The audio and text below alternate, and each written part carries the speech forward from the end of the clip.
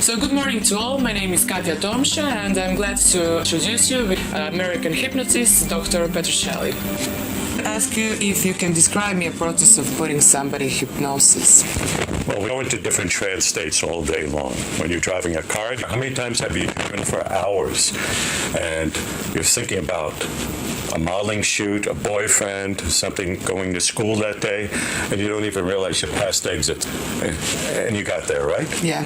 You did the most dangerous function in the universe, because while you're driving, your subconscious is focusing on that car going 60 miles per hour, 2 inches away, the person stopping short in front of you, because the slightest slip up in your subconscious, and you're a roadkill.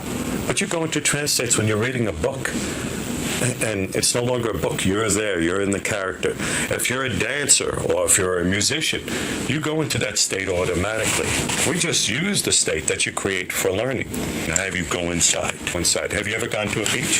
Yes. Can you remember the feeling of the sand against your feet? Yes. Was it warm or cold? No. Was it sea breeze? Was it salty? I could. Could you feel the warmth of the sun on your hand, on your body? Yeah.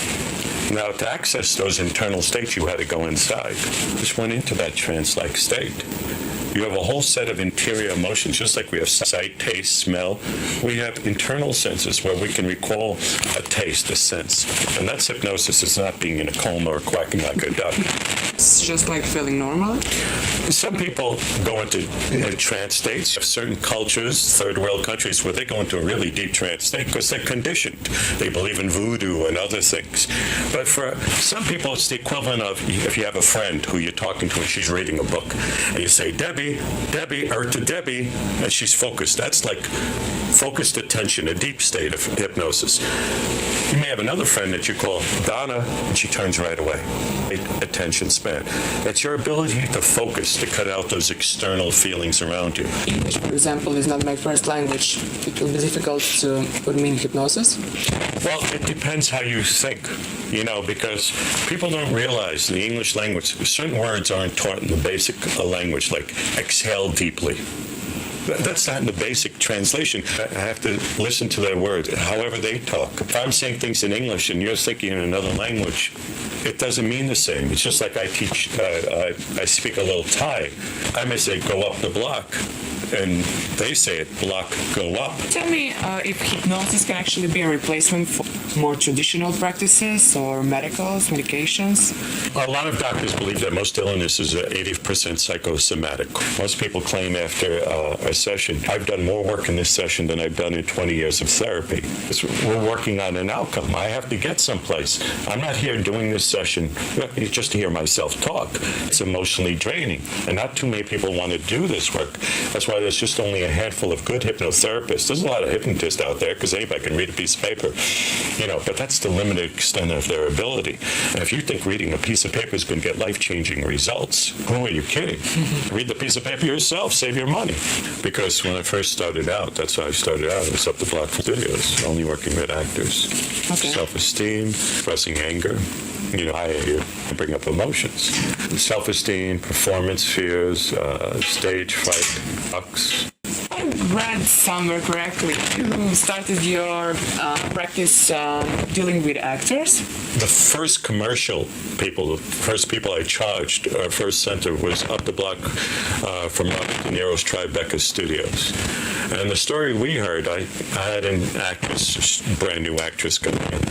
And supposedly she had interviewed with somebody. It could have been Robert De Niro, one of his people down there. My workers was handing out flyers on the street, and they wanted to get rid of her because she was doing such a bad job, such a total mess. And they said, why don't you go up to the hypnotist up the block? And she came in that night, and I worked with her for 4 hours. To come back sometime, or they must have met in another lifetime. 2 days later, she came back and auditioned. And the story I was told that the casting people said, where the heck have you been all this time? She said, I was here 2 days ago. You weren't. Yes, I was. That was you. And they looked at her and they said, are you on drugs today? She says, no, I went up the block to the hypnotist like you told me to. And from that point on, until we lost the lease in that place, all I worked with was actors, some famous, some struggling, some brand new. And it was a great experience because actors have a lot of screwed up little problems. The reason they have to be in front of the limelight is maybe because they didn't get that attention as a child or to put themselves forward. But there's all those things that come aboard, self-esteem, stage fright, worthiness issues,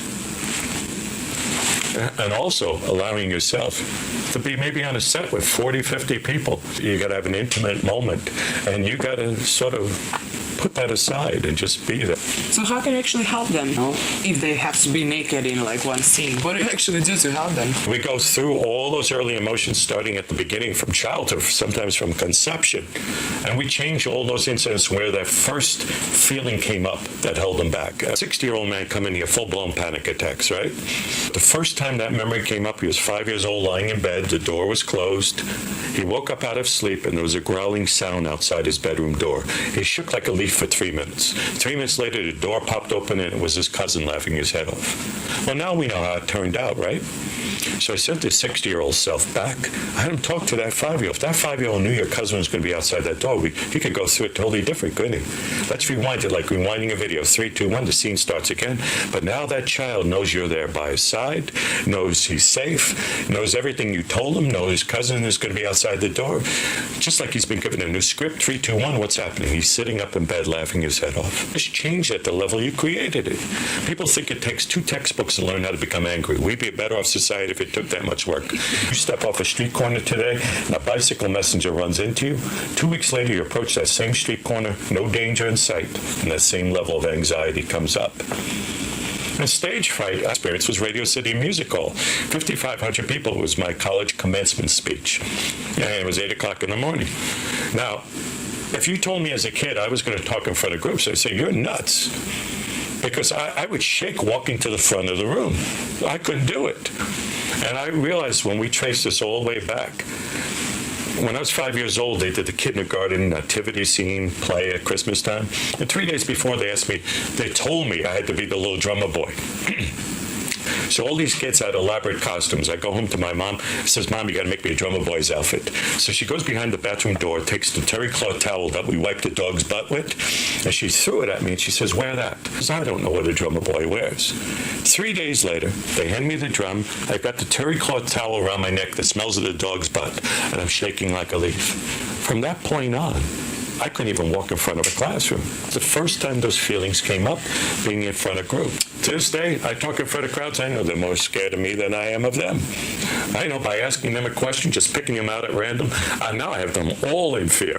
That was the first time I went through hypnotherapy myself after the World Trade Center incident. It changed a lot of things in my life. Before that, if it wasn't for this work, I wouldn't be here talking to you right now. What happened at the World Trade Center? Basically, the morning of 9/11, heard the first, I thought it was a car crash. I looked out my window. I live at this intersection where you could see both towers. It was on Thompson and Houston Street. So I walked to the subway, coming up out of the subway, no subway service. I was half a block from the World Trade Center. I'd walk around the building. 5 hours later, and I presume it's when the second plane hit, I found myself covered in soot. My hearing was pretty shot. I couldn't feel any sensation in my body. I had the taste in my mouth. I got up. I saw gray soot all around me. I was like in a fog. It was very ethereal. I looked at all this gray soot and I walked outside. Everything was covered in gray soot. I just stood there for hours. At least that's what I think I did. I have no clue. But for the next few months, I was pretty much a mess. People said go to a psychologist. People said go on drugs. And the reason I got into it is because most of my friends died from drugs before the age of 20. A lot of violent people in my neighborhood, they went to drugs and alcohol. I had a low tolerance, so I didn't drink, I didn't do drugs. But I knew about hypnotherapy, but it was a West Coast phenomenon. There was only a handful of them, and I knew this hypnotherapist was coming to New York, and I called him up, and he said he wanted $700. I said, I'm out of work. I said, but I'm a hypnotist. I'm a good subject. And he said, okay. And he was doing a demonstration for 25 psychologists. And I remember we had agreed I would come up. And I was in the back of the room and he called for a subject. I remember that day a stripper, the top stripper in New York City, exotic dancer, stood up and his eyes lit up and he was all excited. And basically I walked up from the back. I pushed her down in the chair. I jumped up on the chair. I said, sit there. He said, but she stood up first. I said, yeah, but she's not going to kill you if this doesn't work. And he worked on me 2.5 hours in front of this group. And I thought, this is nonsense. The next morning when I woke up, I couldn't bring up any of those feelings from 9/11. But also a lot of the associated memories cleared up too. Talking in front of people, being in front of groups. A lot of things changed in the way I perceived the world. A lot of the fears were gone. All our memories are linked. After one session? Hypnotist, I've done a lot of work on myself, but it's limited as far as you can go because the hypnotist is the one with the limitations if it's yourself, if it's self-hypnosis. I was ready. I was at a point in life where I says, this has to work because I have no options. When you get to that, when you don't give yourself options, it's like when, I don't know if it's Magellan or one of them, they burned all the ships and they told people, you have no choice. This is where we are now. When you burn all your bridges, when your family members have walked out on you, when everybody's given up on you, when your relationship is over, there's no place else to go. As long as people have somebody, whether it's an alcoholic and somebody keeping them stuck in there by taking care of them, you can't escape. So have you been dealing a lot with people of disaster? You did? After 9/11, we put together groups using the synagogues and churches that I had put together before. I had done a 2-day training for people who are alcoholics to give them some hope. And I called in hypnotists from all over the country. I had a big hypnosis practice group called Sleepwalkers. We used those same connections to work with World Trade Center clients. Now, we did this totally free, totally under the radar, because I knew if I was doing it, they'd stop me. You know, because all they want to do is throw money at people, put them on drugs, aren't working on results. It's just like when they took heroin addicts off the street in the village when I was a kid, and they put them on methadone, and 30, 40 years later, they're still on methadone. They didn't have a solution. Got results with people. The results aren't profitable. Is you're helping? At least when I go, the day I'm gone, I'll say, at least I did my job here. People usually have like the same reasons to be afraid of being on stage. Stage fright, again, is the same thing. We go back to those earlier memories, the first time they felt fear. It could have been a dream as a kid, and they woke up, and the next thing you know, they're in front of people, and that fear just amplifies over time. It's the same associated memories, the fear. And once we clear up these memories, go back to them with what we know as an adult. So you look at them like no feeling attached. Then getting up in front of people, it's just almost like, hey, you feel comfortable. Mind tries to go back to this scary feeling. They can't find it. It's not there anytime. We're no different than a computer. Okay. Can you tell me, is stage fright connected to low self-esteem? It's connected to those memories where someone fronted you or may have said something simple and you feel being judged, critical parents. My mom does this, and I try with my brother's kids. At 13 years old, they were pretty developed. But she'd say things like, getting a little chubby, that's so cute. And they're at home, it's like sticking daggers in a doll of her. And 6 months later, when she'd come over, and she said, oh, you lost some weight. As far as they're concerned, you're still judging me. You're still judging me. I'm judged. And parents do this all the time. Either that or they do it to themselves. And if you're in that environment the first 10 years, that's what you feel. You feel judged. You feel someone's always looking at me. Someone's always judging me. Someone doesn't like me. And even when somebody tells you something good about yourself, you can't accept it because this is still here. It's the same thing with actors. I'm on stage. People are looking at me. A lot of people now. Some actors push themselves through that. A lot of actors, to this day, when I work with stage actors, they tell me, I puke my brains up before I ever go out on that stage. When I'm sick, I go out there, I do a great job. Billy Crystal did the Oscars. His most successful performance, he had 102-degree fever. He was walking backstage, they give him chicken soup, this and that. He said, if I can even get out there, and he gave the best performance because he wasn't worried about his performance.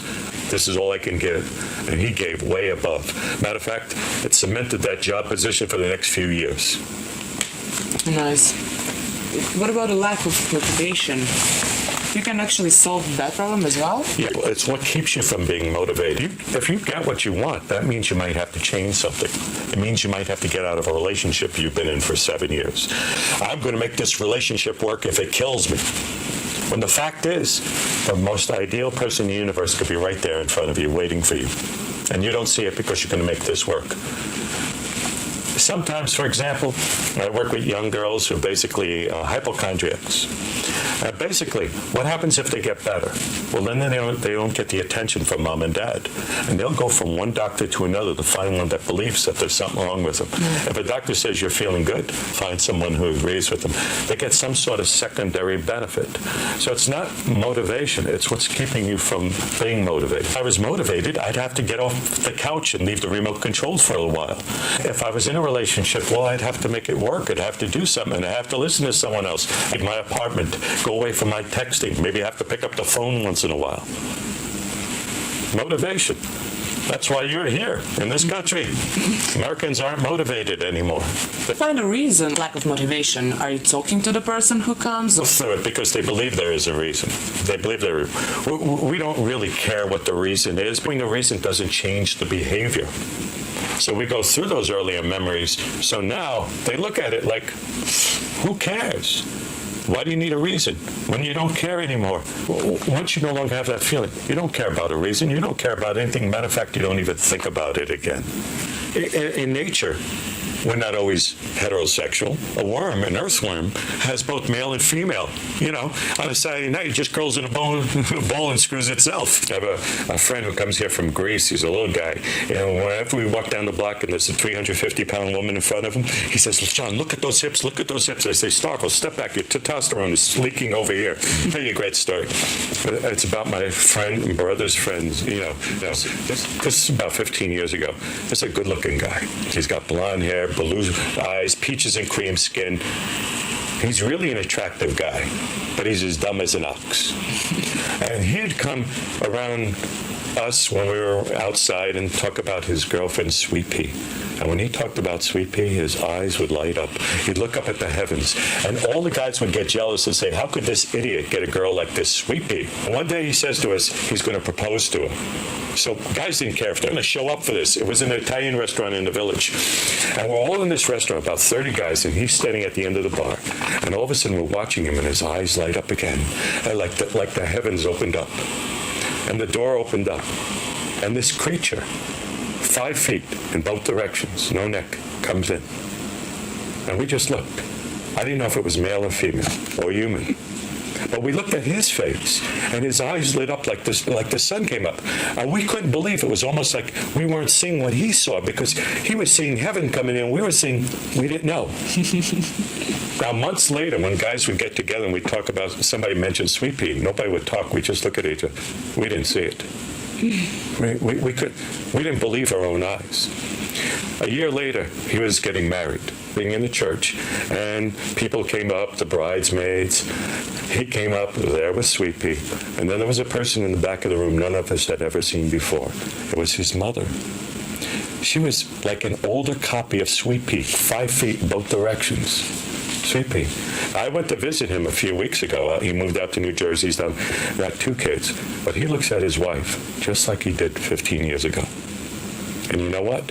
I look at her just the way I did 15 years ago. Nothing changed. Is she human? But what we're attracted to, a lot of women come in, they want to fix the things that guys find attractive.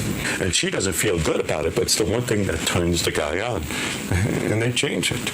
You know, if a woman goes out and gets these stupendous implants, well, and he grew up and he likes, you know. Would you get implants or something? The reason has to be somewhere else. It's a lot of women who've come in and have had implants, all of a sudden, they get all this attention where they never got attention before in their life. But then, those feelings of they're not looking at me, they're looking at this.